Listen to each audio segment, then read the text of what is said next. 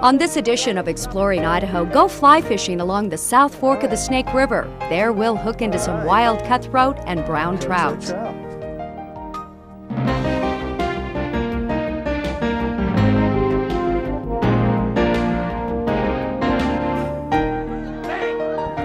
Then we'll have a big potato celebration at the Idaho Spud Days in Shelley.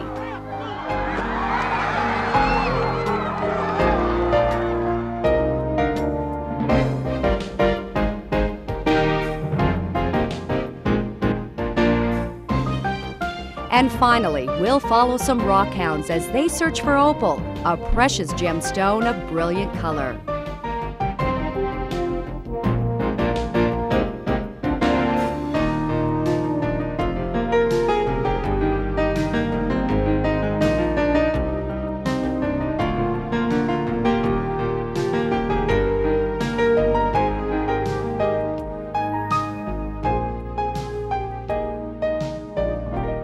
Idaho is well known for its many beautiful rivers, like the Boise River, which flows right through our capital city.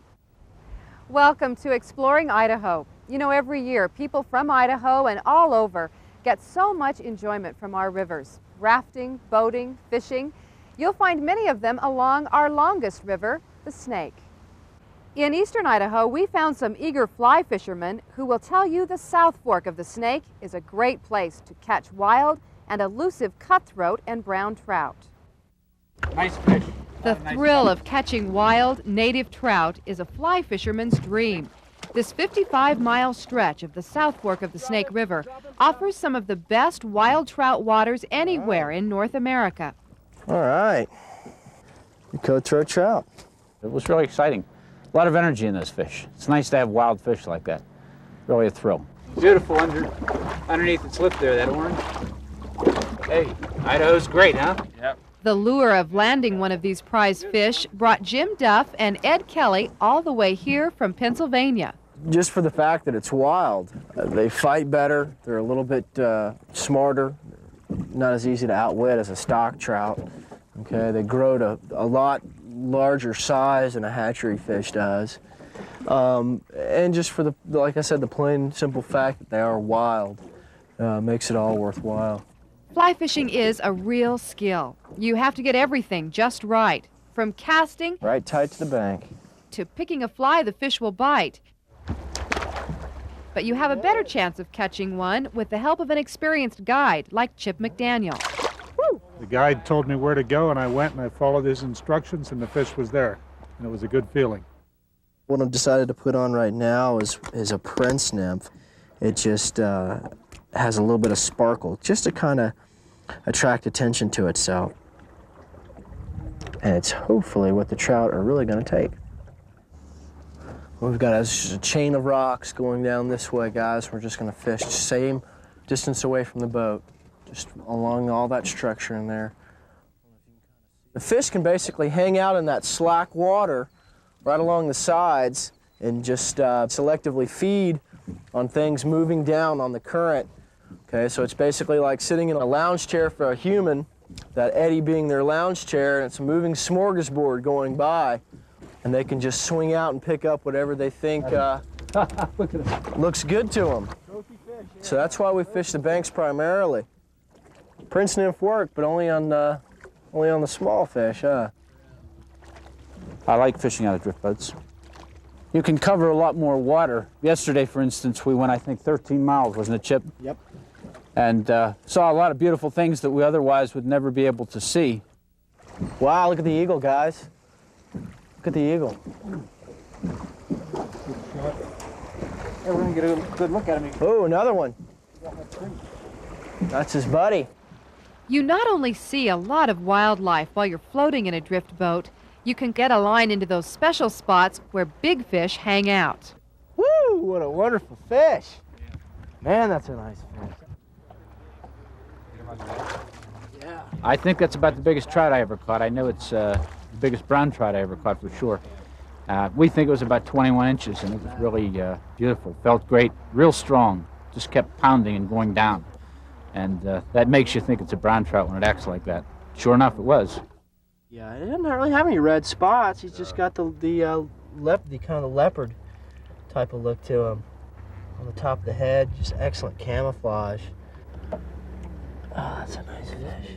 Jim and the other fishermen on this river love this sport so much they want to make sure it will continue.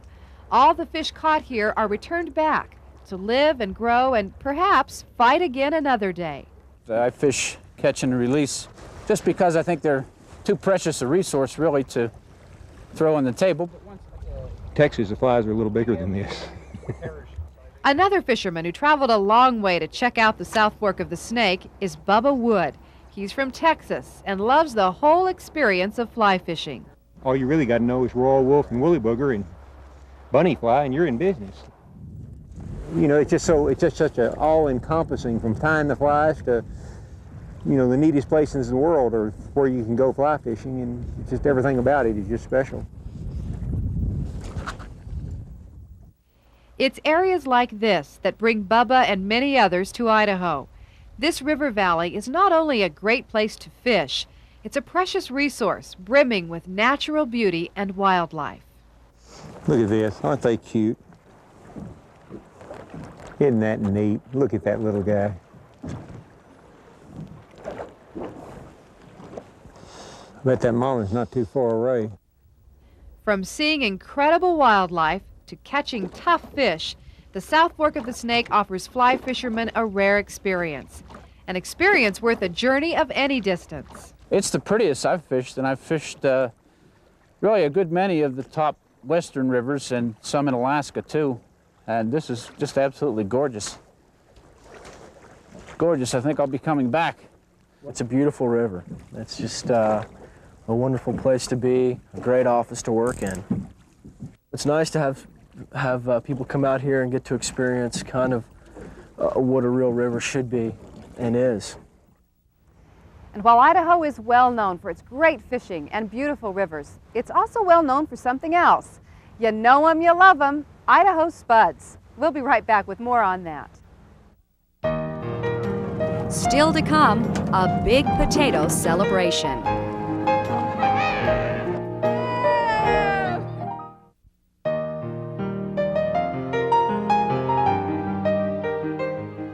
Fall is a beautiful time of year in Idaho. It's also a very busy time of year if you're a potato farmer.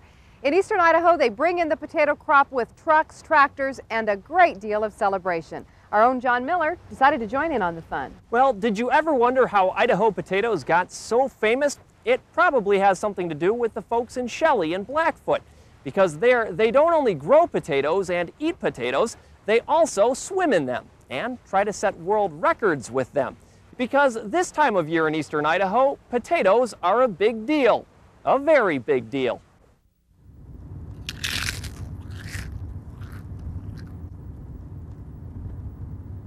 We don't need road signs to tell us how good potatoes are, but in eastern Idaho, someone decided to remind us they're nutritious in certain forms, and besides all that, they're also delicious. And once you're in Blackfoot, the potato capital of the world, you'll find they make a big deal out of a lot of things, especially the Idaho spud. Why? Well, it turns out they have a lot of them this year. In fact, some farmers around Blackfoot say it's the best crop in years, and that's good news here at the World Potato Expo. Here is where we serve almost 200 people a day. Baked potatoes. Anyone from out of state gets a hot baked potato. Free taters for out-of-staters like John and Joy Dorlack, who come all the way from Colorado. Well, I've always known that Idaho was known for its potatoes. Now the Dorlacks are finding out what we put on potatoes, cheese and broccoli, and what we put potatoes in. Chipper cherry, potato ice cream, 10% potato, and 100% delicious. That is good. And I'm going to try that fudge. Potato fudge. Yeah, potato fudge. And you'll want to try Idaho's version of the potato chip. Not the kind you find in cookies, but if you want cookies, they have the potato variety of those too. I suppose those cinnamon rolls are potato also. Yes, they are. Yeah. What? Yes, everything in this kitchen is Idaho potatoes. We don't mean small potatoes here, we mean big business. There you go. What's even more amazing than all these potatoes is all the people who come to see them. The Potato Expos had visitors from every state, most countries, even Fiji. Bangladesh, no less. It's because the spud spans history. Did you know about the Potato War? Yes, people fought over it, worshipped it, even used it as money. Here's a big attraction, the vice presidential potato, signed by Dan Quayle. Correctly, we might add. And what's even more amazing than that is this, the world's biggest potato chip. It's the equivalent of 80 potato chips. Because, as we said, the potato is a big deal out here. This is the biggest deal in Idaho. It's so big that just up the road in Shelley, they give the potato its own day. They eat potatoes and greet potatoes. Check out the world record spud peeling team, 1,600 pounds in just 45 minutes. What kind of things are you thinking of right now? Not cut your fingers off. 2 thumbs. But that's not the biggest part of Shelley Spud Day. Didn't you go over and see the mashed potatoes? This is the Shelley, Idaho recipe for mashed potatoes. We're talking 800 pounds of dried potatoes, and when we add it with the water, we're going to have about 600 gallons. Mix it in a large bowl. Gonna make a real nice mess. Dump it all over the ground. Sprinkle in a little public reaction. Disgusting, gross, really gross. Now everything's just about set. Anybody got some gravy? For the tater tug.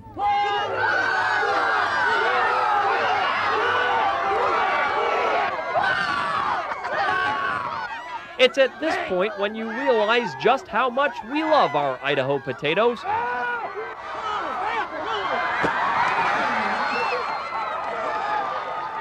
When they do them swan dives into the middle, it don't get no better than that. Pull it!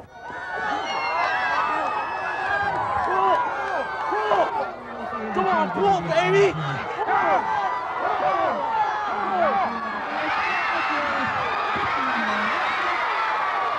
It's hard to tell who's winning the tater tug. No one seems to care about getting creamed. Here's your trophy, guys. Or who wins, because the biggest part of this spud celebration is having fun, cutting loose, and getting carried away.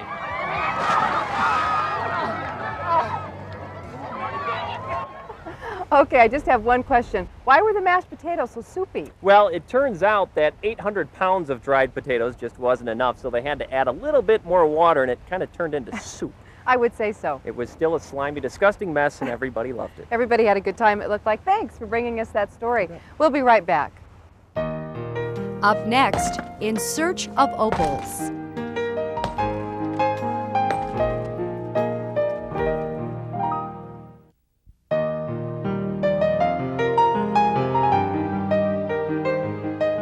Welcome back to Exploring Idaho. As you probably know, Idaho is nicknamed the Gem State.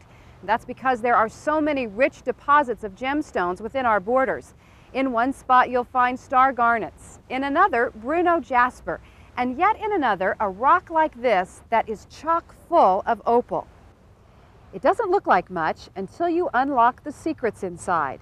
And you'll only find a rock like this in one place, Spencer Opal Mines in eastern Idaho. Opals. Of all the precious gemstones, they are the most colorful. Their surface reflects every shade of the rainbow. Some people are so fascinated by the dazzling beauty of opals, they spend years searching for them. And that search has led many rockhounds to the Spencer Opal Mines.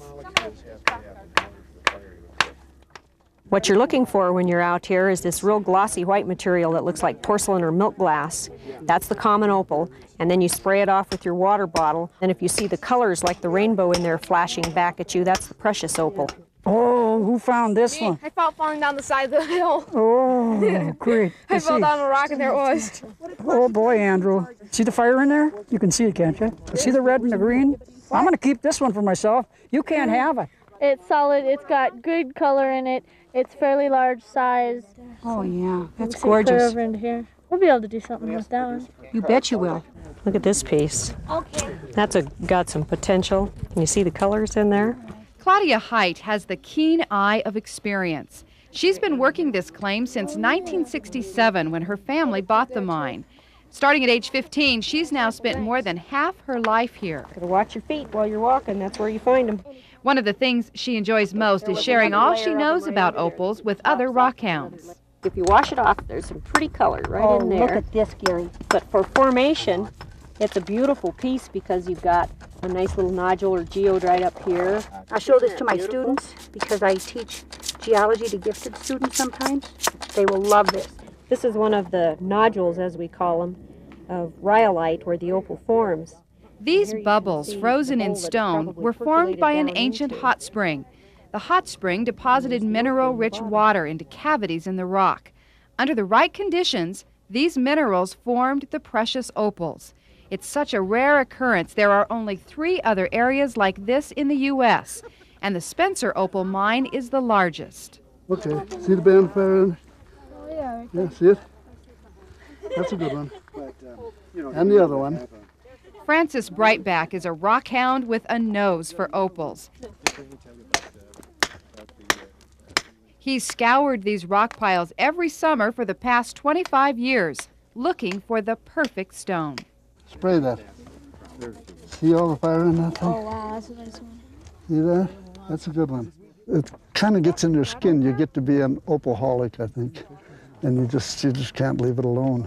I've got more stones at home than I need, but I just enjoy digging them. It's fun. It's all, you never know what's going to be behind the next rock, and that's what I love. Hey, Drew, put this in your bucket, bud. This year, Francis brought the whole family. He hopes his children and grandchildren will grow to share his fascination with opals. It's like opening a package. It's kind of like Christmas, and it's addictive. My dad caught it and gave it to the rest of us. Isn't that pretty? That's a good one. For these people to just find anything with a little sparkle of color in it just makes your heart pound, and you just get really excited about it. To come up here and commercially mine by yourself would not be near as much fun as hearing, oh, look at this one I found, or come look at this one. So that's really what makes it the best part.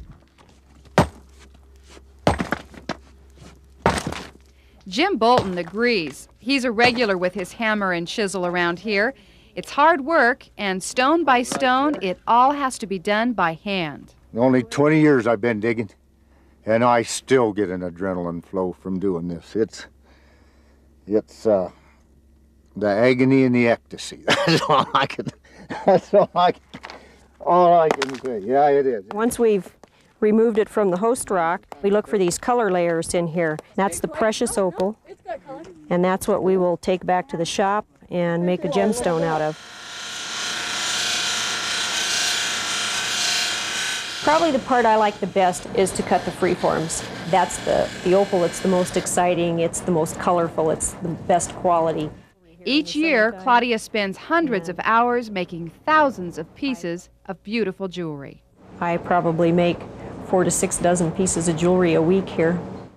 This is a real high quality stone. It has good brilliance, it has good color combination, it's got all the colors of the rainbow when you roll it around. These opals from Spencer are some of the most beautiful in the world. Rockhounds who make the long trip to this sleepy little town don't go home disappointed. Here, every day you can walk out and find a piece of opal. And that's what makes it worthwhile for the people who come here, because they know when they come, they're going to go home with something. I can dig it, and I can see why they're called the Queen of Gems. They're so pretty. Also, you'll be glad to know if your birthday is coming up, opal is the birthstone of October. Now, if you'd like more information on the stories we've brought you today, stick around. We have that coming up for you next.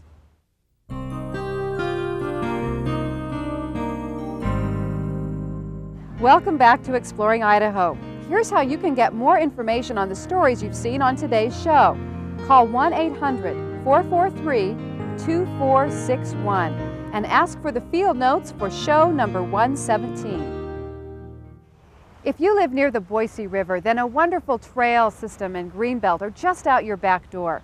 It's a nice place to read a book or get some exercise. And just an hour north of Boise, there's another great river, the Payette. There you can experience the thrill of whitewater rafting, summer, spring, even fall. Just a good, fun rapid. Let's go forward easy, and this will be the fun. Yeah! All right.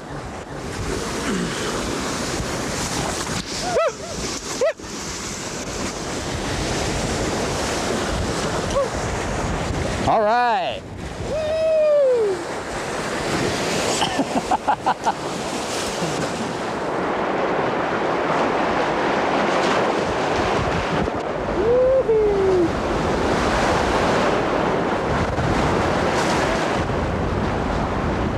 Let's go forward easy.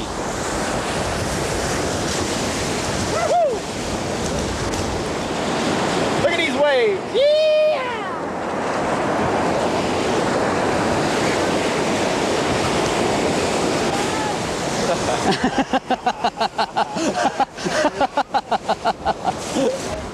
Oh, take advantage of it before the cold weather hits. And thanks so much for joining us.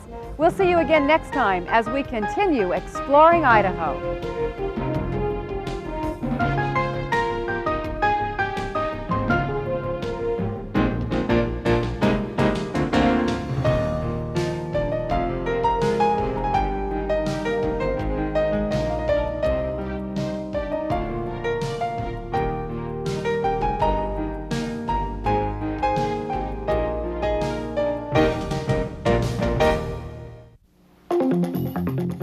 Check it out. KTVB broke the story on Friday. 7 days. That was one of the top stories of the week. 7 days. It's an overview of the week's news. 7 days. So let's not